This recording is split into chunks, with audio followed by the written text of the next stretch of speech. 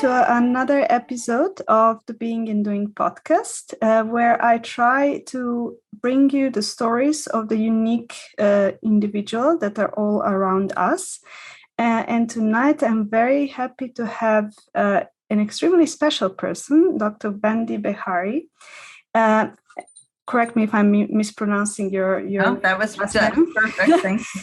And the first time I encountered her and her work is through a course on narcissism.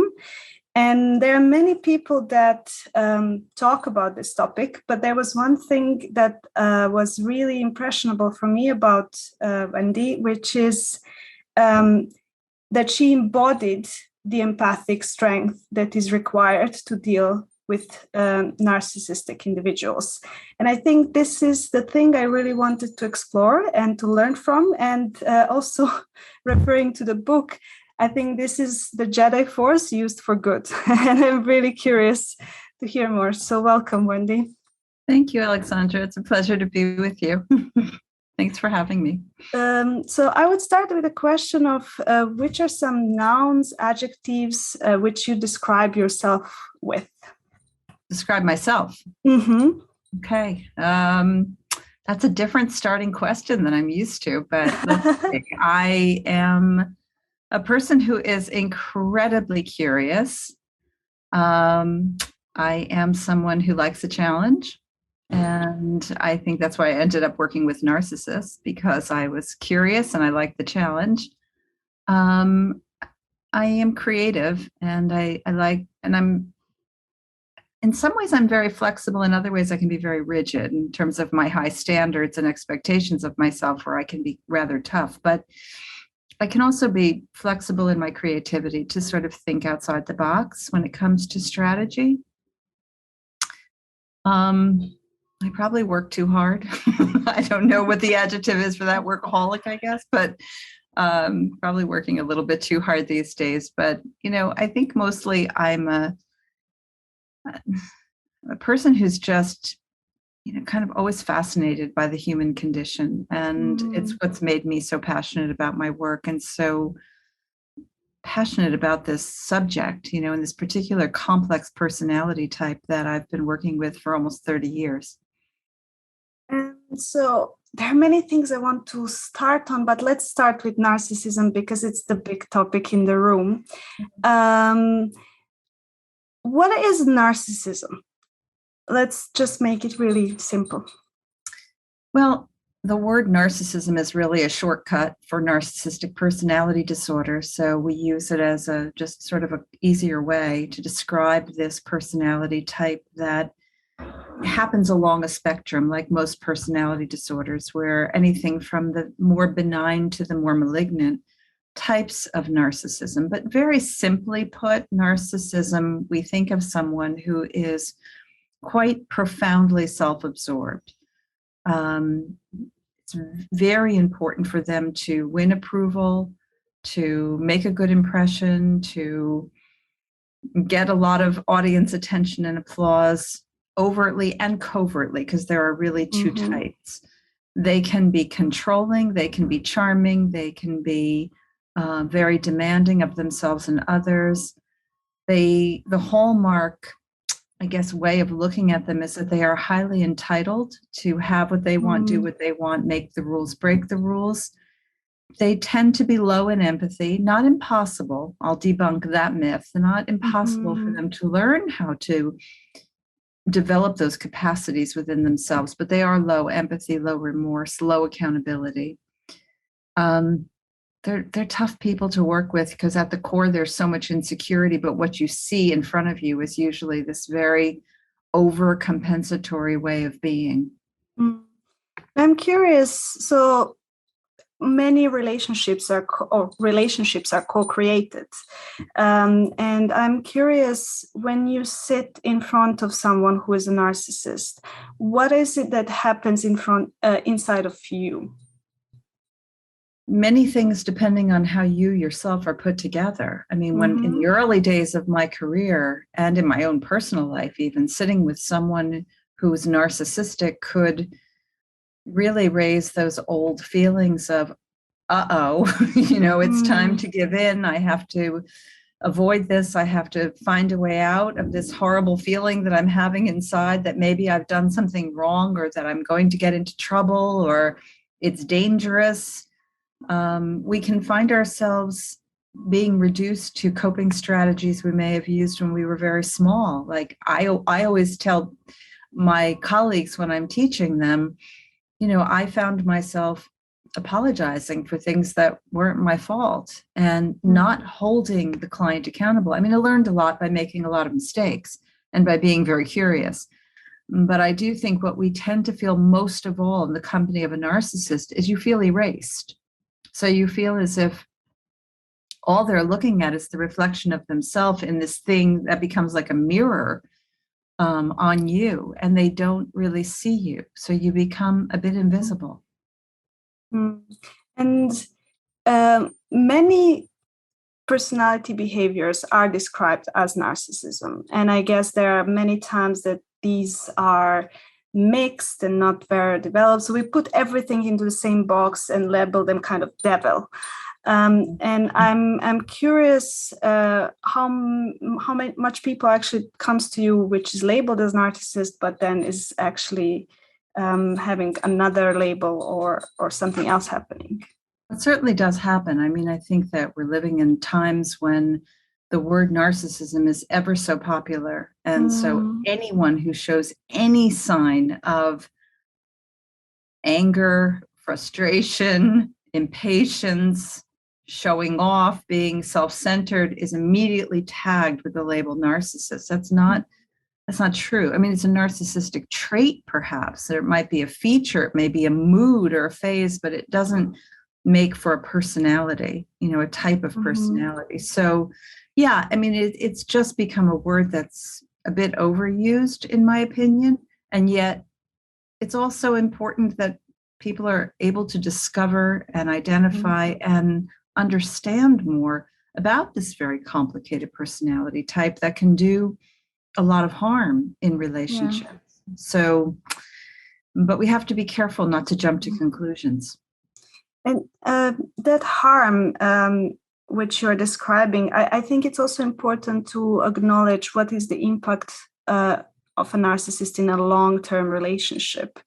And how does that harm look like? Because I feel many, maybe people who are experiencing narcissistic rage or abuse, again, fall into the apologizing or don't have information to recognize what's happening to them.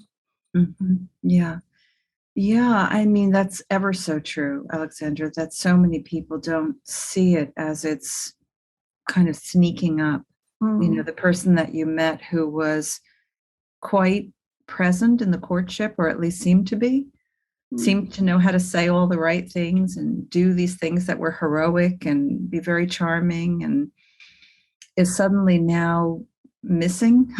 And if you come into a relationship with someone who's narcissistic and you yourself have tendencies to be self-doubting, you have tendencies to feel guilt, to feel easily subjugated and fearful of judgment, rejection, humiliation, abandonment, it's easy to get captured under the spell of a narcissist and to be fearful of asserting yourself and to buy into that kind of distorted reality that everyone calls gaslighting, right? That narcissists can foist upon you and have you question yourself and start to wonder if it is your fault or if you're doing something to cause this shift that you're experiencing in your relationship. And we're talking about these fears of guilt. And I think also what we constantly, I think when people talk about narcissists, it's not enough to recognize that this has happened. Sometimes it takes a long recovery path. And I just reading your book and thinking about this topic, I sometimes feel that we maybe sometimes diminish the amount of time it requires to recover from such abuse or to treat a narcissist. So I'm very curious what you think about that. It's a very long journey, and it's one that requires some very critical elements for it to be successful. I mean, certainly for those who have been injured, traumatized even by a narcissist in their life, it's going to take time, to heal those wounds, to reassess those attributions that live inside your thinking system and your emotional system, to grieve, to grieve and to let go of guilt and blame and shame that you've carried probably as a big burden for too long. That will take time. I also encourage partners and family members who are recovering to engage in empathy. And as you know from, listening to me or looking at my book, that I guess the one thing I forgot to describe in the adjectives about myself is I'm a very empathic person. And what that means is not that sympathy. It's not feeling sorry for someone. It's not compassion, although I can be compassionate. We all can be compassionate. We can all have sorrow and sympathy for someone. But empathy is very different. And it's really that capacity to learn and understand and feel and experience and make sense out of the experience of another.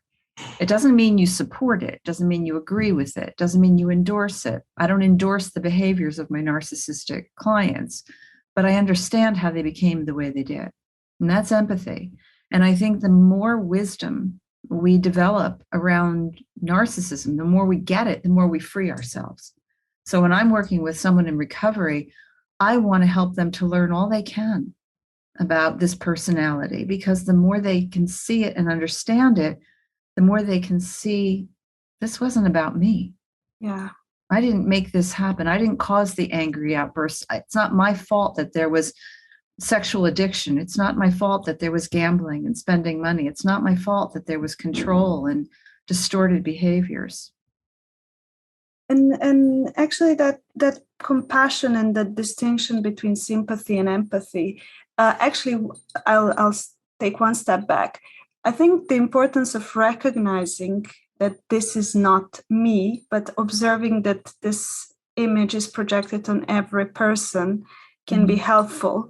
But then as many people are not trained in understanding that there is transference, and maybe you can talk more about this. How do people maybe in their daily lives stop and see, is a person behaving like this only towards me, or is this a general phenomenon? Yeah, and the problem with narcissism is they will sometimes behave only that way with a loved one. And out there in the world, they are very light and lively and, generous, the life of the party, lots of fun, easygoing. And so it does cause one to question, maybe it's me, because I'm the one who seems to be the target. I get this question a lot from people in consultation. And what I say is, you're just the safe place behind the scenes. You're the unfortunate but safe place behind the scenes. So, unless you become someone who is more tenuous, more tentative in the life of the narcissist, meaning they have some fear they could actually lose you, and that matters to them, it's not likely going to change. Now, if they start spending a lot more time with more people, even in the workplace, where coworkers and subordinates can sometimes start to see some of the signs, especially when there's frustration to be tolerated. They see the narcissist in not so many lovely colors. But partners are going to get the worst of it.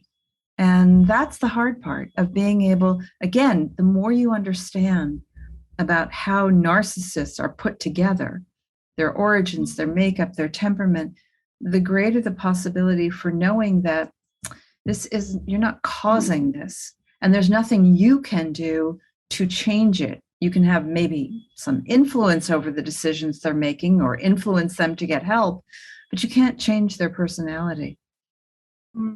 And understanding the origins, what is your, I guess, not generalizable story of origins of narcissism, but maybe a pattern that you observe most in your practice?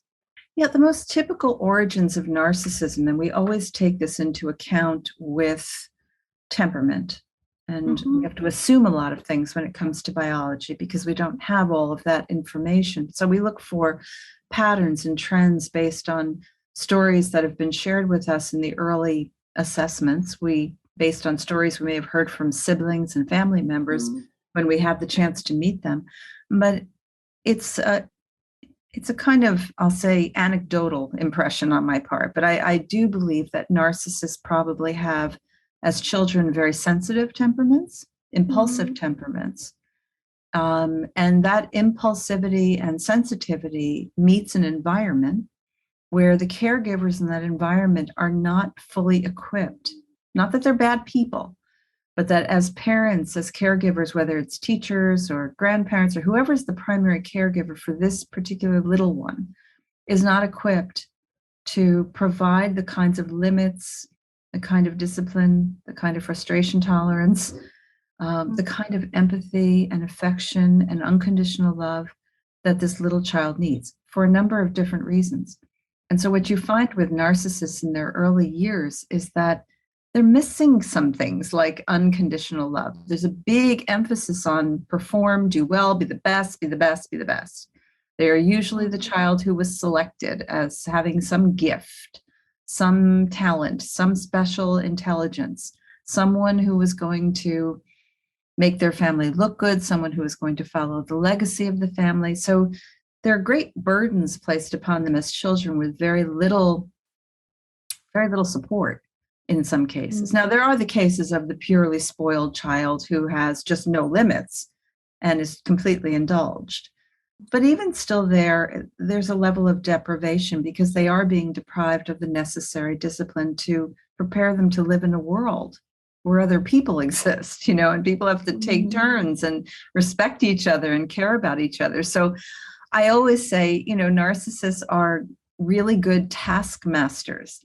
They grow up to be pretty good performers. Not all of them. Some of them will fail. Some of them will sabotage themselves. But many of them are successful. Many of them are really good at what they do. Where they have problems, where they fall short, are in their interpersonal relationships. And I'm wondering, in your experience, how much do you think that the fact that we sometimes normalize pathological behavior, I don't really like the word pathology, but a behavior like this, workaholism or being successful, actually affects who will come into your practice? Well, the ones who come into my practice are usually coming in because someone has said, you need to get help or we're done. Or someone has said, your job is on the line and you could lose it. You're going to lose your driver's license. They're in some legal trouble. They're losing contact with their adult children. They're feeling lonely. I mean, they might come in because they are feeling anxiety. They're having panic attacks. But usually they're not walking in with the hope of sitting down to long-term therapy and really going on a healing journey. They're coming in because they want to fix. They just fix it. Tell me what to do. Tell me what to say. Tell me how to make this go away so I can get back to my, action of being successful. So that's how most of them will come to me. And it's usually typically it's because a partner or a family member has reached out to me. And I'm curious, as a person who has just entered psychotherapy training, your first unconscious encounter with someone who has narcissistic personality, and then how was that developing further? You mean from the beginning of my career? Yeah, I write about this in my book, actually, right in the beginning. I mean, it's unforgettable to me because I was so aware as a person who has I'm not shy. I'm not overconfident, but I'm certainly usually pretty comfortable in my skin. And so there I was as an intern in my work, doing my field work. And I met someone who I think probably, when I look back, would have fit on the narcissism spectrum. He was very entitled and easily agitated and had no frustration tolerance. And we were I was dealing with a custody visitation dispute in my field placement. And he was so disparaging and so critical that I just found myself going silent. I felt like I was 5 years old. I felt like I could have been little me, at a time in my life when I was, dealing with, and I write about this too in my book, I was dealing with the nuns in my school who were highly authoritative and scary and controlling at the time when I was growing up. The rules were very strict. So I felt like that little kid who had to just, give in, give up, avoid, apologize. And it was so interesting to me. On the one hand, I was terrified. On the other hand, I was very curious and fascinated by my own reaction, thinking, what just happened to me? So I went on to continue to kind of look at this with my then mentor, Dr. Jeffrey Young, who's the founder of Schema therapy. And we were working together on developing and expanding the approach and the model to begin to experiment with those with narcissism, narcissistic personality disorder. And it was quite exciting, quite exciting to be able to really see and understand what was necessary to make a difference, to have an effective outcome. And it was exciting to see myself, be able to evolve and to see what was necessary to be that sturdy, healthy adult and that expert that needed to be in the room and to be informed by my vulnerability, but not overwhelmed by it. And that's the key. When anyone who's listening to this, who is dealing with a narcissist, whether you're a therapist or you're just living with someone who's narcissistic, the most foolproof way of having a victory is when you can be assertive, you can speak your mind, you can say what's so, and you can do it in a way that doesn't require you to be shouting and screaming and angry and all filled with toxic energy pouring through your veins. You can just be in this place of kind of calm and steady, healthy self-righteousness, if you will. That ability to be able to say, I know this is what you're used to, but I'm not doing this dance anymore. I know this is what you're used to when you're in the workplace and you can command people to do things, but it's different in relationships and that doesn't work for me. There's something, you may get a reasonable response from the narcissist. You probably won't the first time or the second time. It may take, like most things, repetition, but it's a victory for you. To cross that bridge, either coming out of the silence of finding your voice again or bringing down all that energy that has to be awakened with anger, which is so exhausting. Yeah. And actually that's an interesting, for me, the interesting point is that you have encountered this client of yours and it wasn't freezing you. I mean, it did to an extent, probably. So I'm just wondering, what was the time span for you to make this conscious and use your curiosity to kind of explore yourself because of it? Yeah, I mean, I was pretty conscious of it within, one or two meetings with someone. I mean, I became curious immediately because I could feel the shift in myself. Now, that's different than for someone who's so used to going into a subjugated state. Where you become inhibited and you become self-sacrificed and you forfeit your needs. If you're used to doing that much of your life and you haven't really reconciled those, what we would call schemas, those issues, those life themes, then you might not even notice that it's very different. Maybe in time, it will take a little while to feel just the agony of loneliness and the unfairness and the deprivation. But for those who have reconciled those issues, you're sort of shocked to see yourself like, I just switched into something that's familiar to me, but it's old. And that was really what began the whole process of wanting to look a little bit deeper at this and examine this and kind of understand what it means. But a lot of it has to do with taking care of yourself first, Yes. figuring out what you need to do here to be sturdy enough in your skin to execute not only advocacy for yourself and assertiveness for yourself, but that empathy that might actually bring attention to your message. Mm. I'm also curious about your personal journey of choosing psychology or psychotherapy as a vocation. How did that interest start?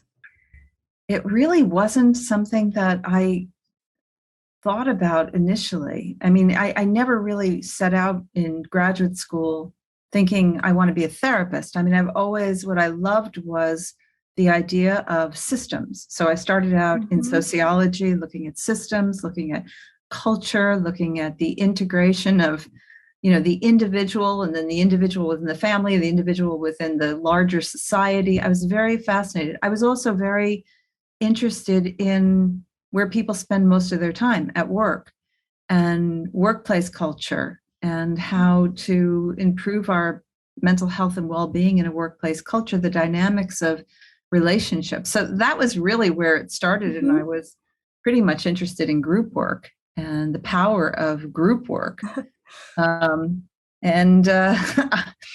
I ended up in psychotherapy. I ended up doing psychotherapy as part of a job that was multidimensional. And it was interesting to me and just, continued, although I never gave up my additional interests in group formats and teaching, which is one of my favorite things to do.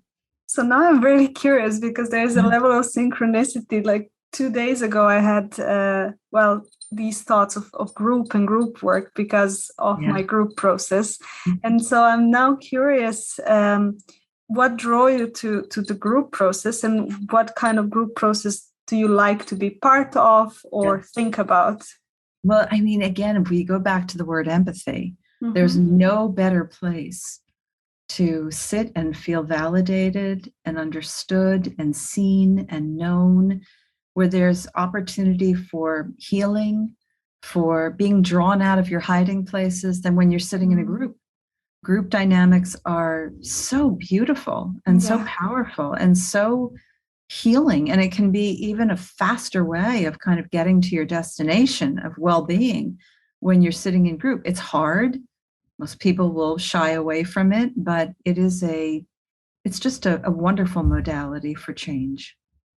And do you use group work in your practice? And do narcissists actually ever end up in groups? Maybe, but I'm not aware of any. It's always been kind of my warped dream. Some would say, Wendy, you're such a masochist, but it's been my dream to really facilitate a group for narcissists. I work mostly with narcissistic men.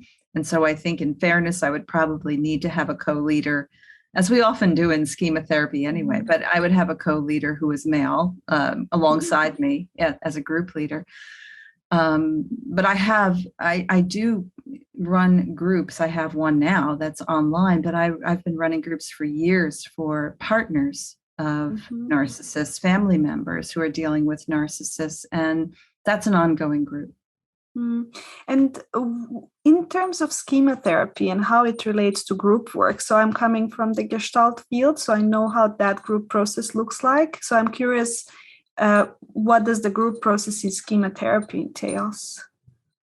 Group schema therapy has really been popularized by my colleagues Joan Farrell and Ida Shaw. And Joan and Ida have been, they were using schema therapy in their group work with patients with borderline personality disorder 35 years ago. And they sort of emerged in the global community of schema therapists, I don't know, maybe 11, 12, 13 years ago now. And they just became, they really had kind of stardom among our community because they are amazing in their contributions to the field. But group schema therapy looks like this. It's basically that members really learn to begin to identify their own personal narratives and unmet needs. So they learn about their schemas.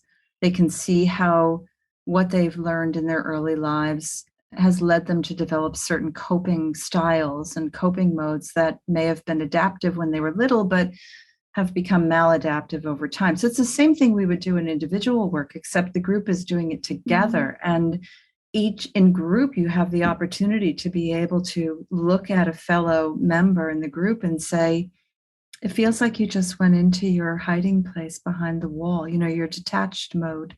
I wonder if little Mary is feeling some fear behind that wall. So members start learning how to identify and support one another to fortify this healthy adult in each other. We're working to try to really repair attachment ruptures, basically, because the model is so informed by attachment theory and developmental theories. And it's really critically important that, we're helping individuals to build this good parent who can act as a nurturer, who can re-script those core emotional experiences in a way that's accurate. It's just that it can go a little faster in group because everyone is looking out for everyone, and everyone can play parts of each other in the process, experience those parts kind of in the moment. And I'm also curious because schema therapy has the schemas, which are kind of a language, a common language in the community. So how do you bring this language in a group that is just starting to form so that people can actually start to interact in a way where they actually have the knowledge of the schemas? A little psychoeducation. So we spend some time just educating them what are schemas. We give them reading materials. We have inventories for them to complete so they can identify their schemas in this inventory. They talk about it together. So, the facilitator's incredibly active, as you can imagine, especially in the early days of helping them at their own pace, in their own comfortable way, to describe their how they came to learn about themselves and the world around them, how they came to understand how to predict the future. What was that blueprint that they developed once upon a time, and who gave them the messages that they carry inside of them? And so we look for, and we look for the long-standing issues of, in other words, what conditions in your life right now continue to activate those same feelings that you had when you were very small, those same behaviors, those same tendencies to be tough on yourself when you are. What are the conditions under which it happens now? So we look for sensory material, we look for activating stimuli. And so it's really just a process of very slowly, everyone's creating their own autobiography out loud. And we teach them. Schemas are traits, they are learned ways of believing about yourself and the world. They are connected to our bodies, so they have strong emotional and physiological sensation associated with them when they're triggered, and they're very rigid. So it's not just a passing thought because you're having a bad day. It's something that really has a deep familiarity inside yourself. And also, I'm very curious about attachment and your framing of attachment, because many books kind of box people in avoidant, anxious, secure. And I'm wondering whether narcissists would fall under the avoidant, or is it that they can be anywhere on that spectrum? They really can fit into different places on the spectrum because they show up with different levels of intensity, and some are more overt types of narcissists. They're much more openly extroverted, arrogant, expressive, entitled types. And then you have covert types who are much more, they're not quiet, but they're a little bit more inhibited, passive aggressive, more neurotic, vulnerable, fragile, martyrs, victims. There's that type too. And I think, different experiences in their attachment or lack of secure attachment play a role. I think it's not the only thing, but I think it plays a role. And then in terms of not liability, but having a leverage in treating a narcissist, how do you reinforce that leverage over time in your sessions?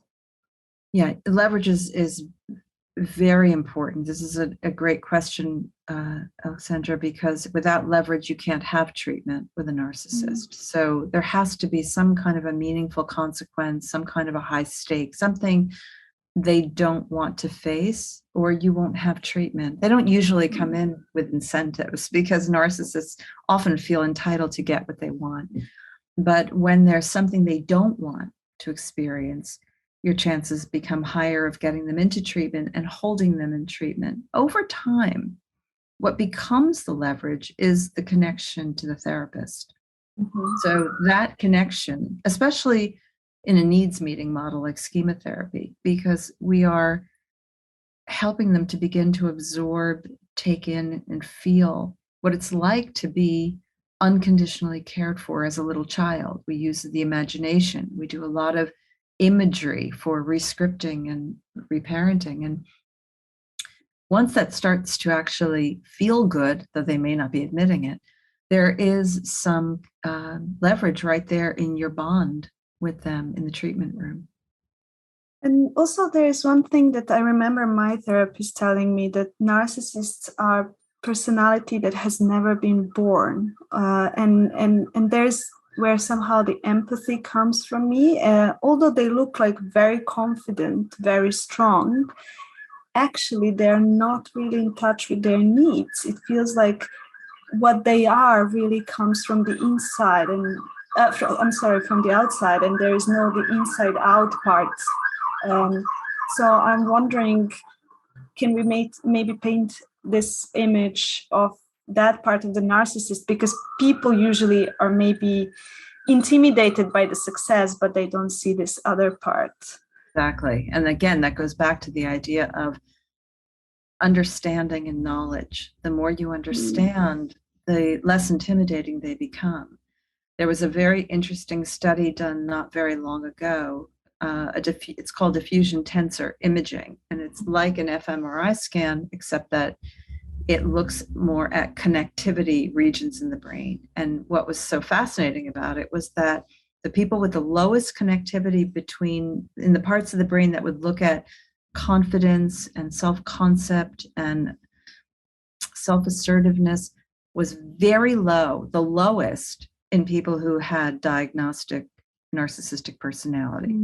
So it doesn't show cause, obviously, but what it shows is that it makes some sense that they would have to be working so hard to overcompensate for not only those learned experiences, but the way it's affected the architecture of the brain. And most of that behavior is a compensation for a very deep sense of insecurity and a very deep sense of shame.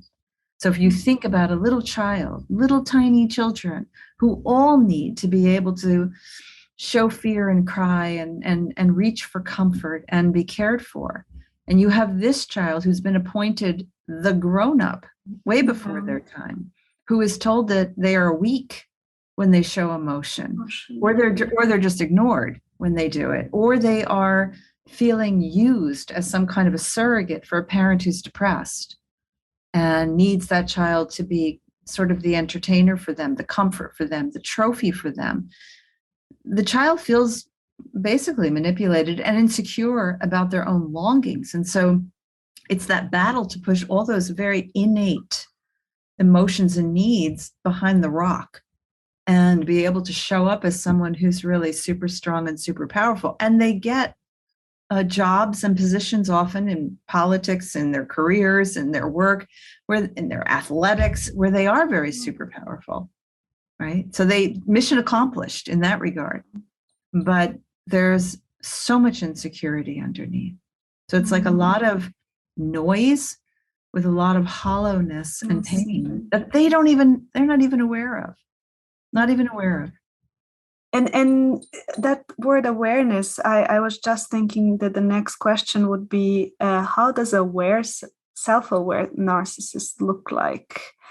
And how does a narcissist going through a therapy that has actually worked perceive the world at the end? When therapy works, I think this is true for everyone. But I think with regards to narcissists, what you'll see, you can get meaningful change. And there's nothing, and maybe because they're just such a hard population to work with, and I've worked with them for so long, that there's something incredibly rewarding about witnessing the courage of someone who's so masterful in so many ways, so larger than life, finding the courage that it takes to go deep into that world of shame and pain and emotional upset and so much vulnerability, to expose that they've never been able to expose, not only to expose it to me, expose it to themselves. And when you see that as a therapist, it's quite the privilege, to be able to facilitate that and to support someone in that work. But what you get in the end, when we have an effective treatment outcome, you have someone who is going to be far less triggered. So in other words, those schemas and those typical triggers where they're so sensitive to everything and everything's a criticism and they can't tolerate waiting their turn and they always feel like they should be able to have what they want when they want it, just like this. You start to see those conditions reduce. So there's less frequency of activation. When they do get triggered, because they will, we all do, we're human, the intensity is lower and the recovery is faster. And I just think that's probably what we would call success in any psychotherapy, right? Lower activation of triggers, lower intensity in our reactions, and faster recovery because we now have a clearer, more aware executive function in the brain that can see it and say, that was then, this is now, I'm getting triggered, can find ways to regulate ourselves much more quickly. And actually, I'm also, my head is coming back also to the pain, the deep pain that these people harbor. And I think the sad part is how much we label them as devils or something, or even the representation. And I feel that you are the first person that doesn't forcefully bring this topic into the public, where, that sturdy self that is yet sturdy yet gentle self is somehow present. So I'm curious, was that built just by the fact that you have witnessed the pain, or where has this part of you, what brought this part of you to the public? I think narratives are interesting, right? And I think, we all evolve from little tiny beings. And so, look, I can get as frustrated with a narcissist as anybody if I'm encountering one on the street or in the store. But one that's sitting in my office, filled with frustration because they don't want to be there in the beginning, and very critical and cynical towards me and towards psychotherapy and towards the world.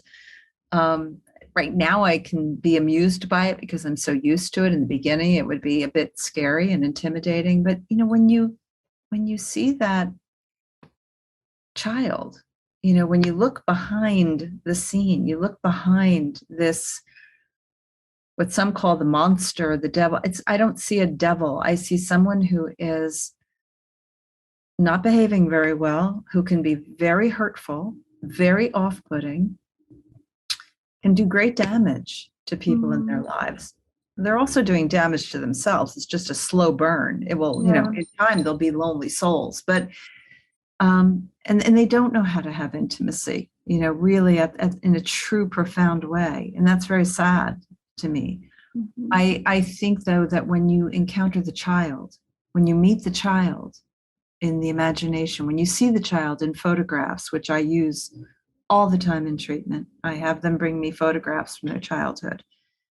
And I keep those photographs, copies of those photographs with me always, because when they come into session, I want to be reminded of, this is my job, is to connect with that child. We have to reorganize the way this child is living in memory and the messages that were given. And it's just easy then to not only be empathic and make sense out of everything, but to even feel compelled to want to help the child to be able to feel secure enough so that these other monstrous behaviors can be reduced and weakened. You don't need it anymore. When you know you're fine, you don't need to prove yourself. When you know you're okay and you know you're acceptable, there's no need to perform. Yeah. And one more question about the child and actually the impact that has on you as a therapist, and how do you share that impact back? Because I think a lot of the time the problem is holding them accountable for the impact they have on another person. And it's difficult for people who are not therapists because it has a lot of intensity. Yes. So I'm wondering what are the ways that you bring this back to them in a way that, Again, using empathy can be your best strategy. And there's just so many ways to do this. And I share lots of examples of this in my book. But using we call this empathic confrontation in Schema therapy. And what that means is that I can say things like, look, you may not mean to be hurtful. I don't think it's your intention to do harm. I think it's your intention to be right. And it's your intention to not feel foolish. I don't think it's your intention to be hurtful. So there's my empathy. But, and then there's the confrontation, but it's rather hurtful when you speak that way. And this is the reason you're having problems. So as a therapist, I can say that because I'm pointing out that I get it, but, right? It's not your fault that this is what you learned about how the world works, but it is your responsibility and only yours, with my help, to see if you can do this differently. And I can help you make that different, but it's up to you.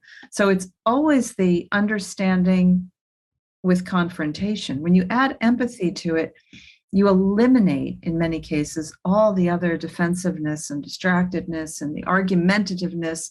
It's not perfect, it's not magical, and they can still roll their eyes and stomp off or say something awful in return.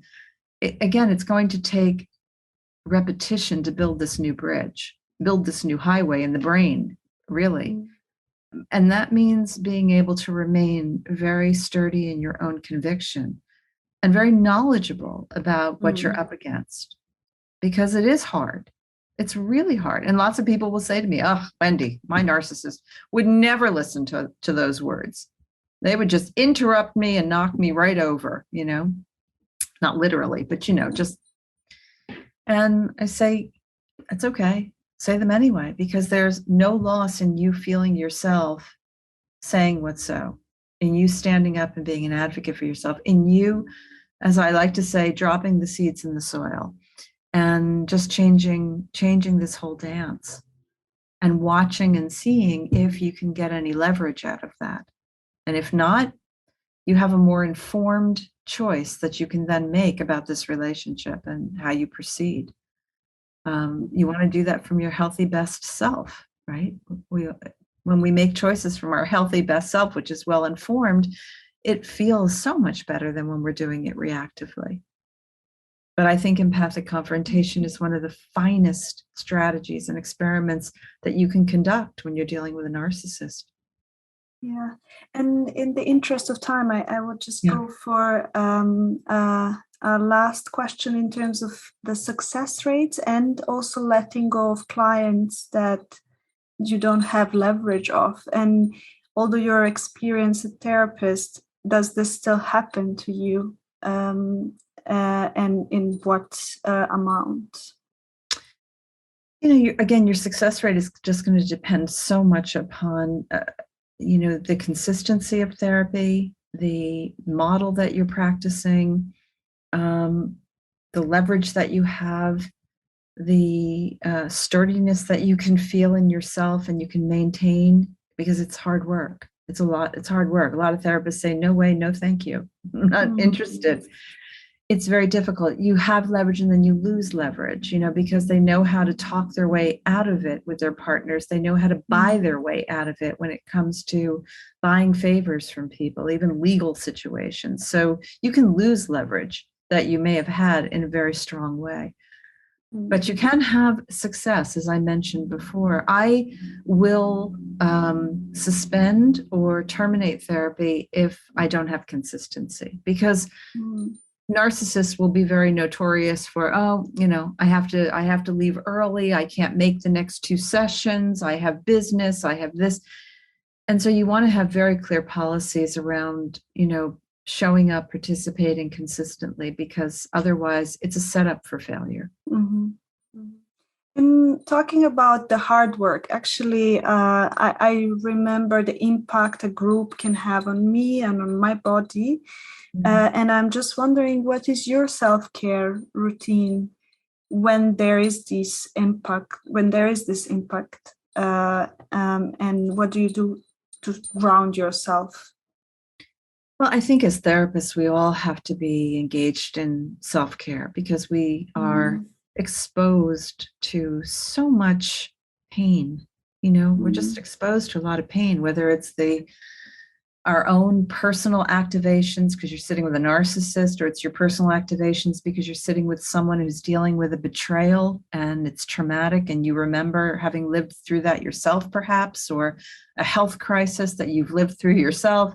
So, we're human. And I think that because we sit with so much pain, and we sit with privilege, and we sit with pleasure too.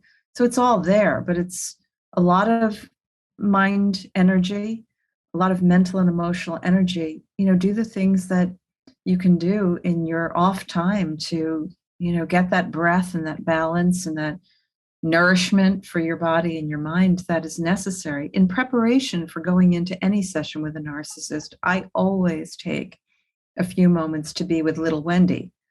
So it's just a few moments to close my eyes and take some breaths and straighten my spine and just imagine that I tucked her into a very safe place. This is not her burden, not her responsibility. She's not the therapist. She's a child. And while I know I will feel elements of that part of myself, because they're so important for me to remember the people out there that the narcissist is living with. So I'm informed, but not overwhelmed by my own vulnerability. And then, so my practice is always, a few moments of breathing, safe place for little me. Once upon a time, there was a little boy who, reminding myself quickly of the story of the person coming in, take a look at the photographs and open the door or open the Zoom. And it's just good preparation to ground yourself in your work and to remind yourself that, I can do this. I can do this. And I'm wondering, has your experience expanded the capacity for you to hold the amount or the difference of narcissists that you can work with? So did you notice that you can take on 1 or 2 more clients with the experience, or it's just equally difficult regardless of your experience? I think when you feel a greater capacity for dealing with a population, I think most therapists would say, I can look at my colleagues who work with individuals who have dissociative identity, and I can't imagine how they treat 5 or 6 of people with this diagnosis, because for me, it just feels I wouldn't know what to do. I mean, I would know something of what to do, but I'm not the expert in that area. So I think that when you do develop your expertise in an area, you become more comfortable and you have an approach that just makes sense. And you can guide someone, as hard as it is. You are on your mission and you are welcoming and really trying to cultivate that collaboration with the client, because this isn't, I'm not the sergeant, in this relationship. It needs to be collaborative, but that takes time and energy. So yeah, I can have a whole practice filled with people with issues of narcissism, which I have for many years. And, they are in various stages and various levels of intensity. I can imagine that. So I will just go to the rapid fire question. And one is, what is a book, a present, or an idea that you like to gift the most? A book, a present, or an idea that you like to gift to other people? To just friends, people out there in the world? Friends. These days, because so many of my friends like me, we've been around for a while on the planet. And so for many of us, the gift that we really enjoy is when, one of us donates to the other's favorite charities. And, we do that in honor of each other, because most of us have, gotten to a stage of life where, we can buy the things that we like, or, we're pickier than we ever were before. So we're a little fussier. So the gifts I give very often are things that I know they hold close to their heart in terms of charitable organizations, missions, service, activism of some sort, and try to provide support in their honor. And that tends to be a pretty popular gift these days. Although books are always a big favorite. If I know someone is a historical fiction lover, and I might think about a book that they might enjoy. And that's always a fun gift to give too. And the next question is one of my favorites, and it's, what is an absurd thing about you that not many people know about? There's so many, we don't have enough time. Oh, absurd. I don't know. I mean, my quirkiness kind of comes out with a lot of people, but I love to play the djembe drums. That's something that a lot of people know about me. So I am crazy for percussion, especially the African djembe drum, which I have studied for a little while. And so that's a passion of mine. I'm a former tap dancer, so you can hear the percussion theme here. So yeah, I mean, I kind of love the beats. Wow. That's why this is my favorite question, because a lot of beautiful idiosyncrasies come out in this question. And one thing, because I often talk about success in this podcast, and I'm wondering what's your personal encounter with success, and whether you have any formulation for what that is for you. I raised a beautiful human, and she is the light of my life, and she is now married and living a life that is not perfect but fulfilling and happy. And I don't know that there's anything that we can feel more proud of or more in awe of than watching our children become good humans. And I watched my daughter become, not just because of me, I mean, she had fabulous grandparents and wonderful influencers in her life, but she's become a good human. And I think that's one of my greatest successes, if I can take some credit for that. Definitely. And what kind of compliments do you like to receive? I mostly enjoy when people tell me that they feel helped by my work. They feel that it's made a difference in their lives. There's kind of nothing more gratifying than knowing that the work you do, the work you love, the hard effort you've put into writing a book, giving a presentation, offering support or assistance is making a difference in someone's life in a meaningful way. And that is the best compliment that I can receive. Yeah, thank you for your work, by the way. But and the last question is, which are the things that you have become more, and which are things that become less important for you with time? I think my health has become the most important thing. Having I went through a terrible health crisis about 3 years ago, which was scary and awful, and learned, that kind of sort of old thing that people say, got to be grateful for your health. I really learned the lesson well that without that, there's really not much else that matters when you don't have your health. So I'm very committed to taking good care of myself and knowing that, some of it we can't control, but hoping that I can continue to remain healthy. I was very lucky and had good care. And I think that having good care and having good resources for that care is just so important. Having good luck. So I think my health has become important to me, health and happiness, and just really treasuring my life. Doesn't mean I don't complain, because I do. Ask anybody around me. But I think what's less important to me are the things that would have taken first place before my health, material things and things of that sort. Well, on that note, I would like to thank you for being a part of the podcast, and not only that, for just doing the incredibly important work you're doing and for sharing with all of us. So thank you very much. Thank you, Alexandra. Thanks for your wonderful questions. It was really nice to be with you. Thank you again.